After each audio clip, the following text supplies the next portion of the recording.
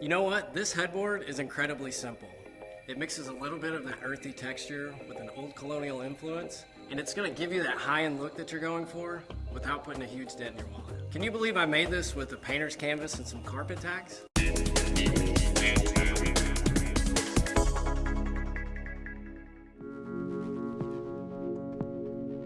All right, so the first thing you're gonna do is measure and cut your plywood. Now we're using a standard piece of 4x8 3/4 ply. We're gonna use the 4-foot side as the height of our headboard.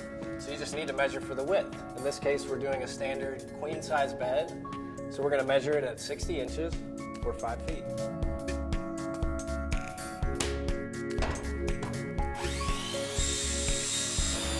So next we're gonna add some batting. This is gonna give our headboard that soft layer, and I actually want ours to be really soft, so I'm gonna put 4 layers of batting here.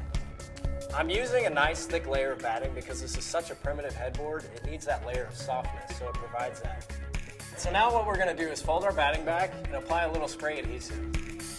And don't be afraid to lay it on thick. The more the better. All right, we flipped our headboard over, so now we're gonna wrap the batting around the edges and staple it to the back.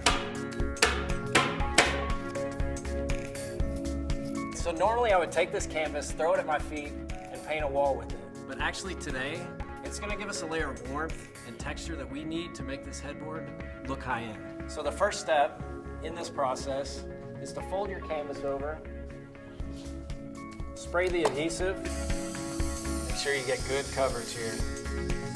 Now it's time to fold our canvas back over and make sure it's nice and smooth. Because this glue, once it sticks, it's not going anywhere.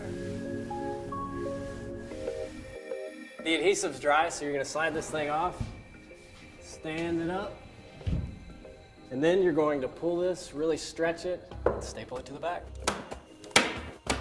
Now that you've done the top and bottom nice and tight, you need to do the corners before we continue down the sides.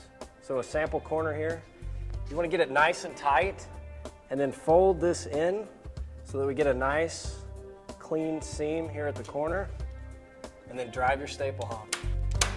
Once you get that corner finished, just continue down the sides until you reach your next corner. To make the decorative border with your tacks, the first thing you need to do is make a string guide. In every corner you want to measure in 4 inches on either side, make a mark with a fine point pin. These will be our corner tacks that we use as our guideline. And then we're going to put a tack in each one of those corners. Make sure not to hammer them all the way into the wood. All our tacks are in the corners, so we're just going to loop our string around this first tack, pull it nice and tight to the next corner. That's basically giving us a nice guideline for us to lay out the rest of our tacks. Okay, you've reached the home stretch. Now all we have to do is lay out our tacks for our decorative border and drive them in. Take a tape measure and a fine point Sharpie and make a dot where each carpet tack will go around the frame of the headboard. I like to use 1-inch increments because it makes a bold statement as the border. Gets a lot of tacks in there. Hammer each nailing carpet tack over the dots you marked on the canvas. The reason why I use these carpet tacks as opposed to a normal nail is number one, they're gonna grab the plywood great. Number two, I love the aesthetic of them. The irregular heads give it that old world feel and that texture that we're looking for. Once your headboard is finished, you can either secure it directly to the wall or attach it to your existing frame. That's it, lie down, relax, and read a book. That's your reward for taking matters into your own hands.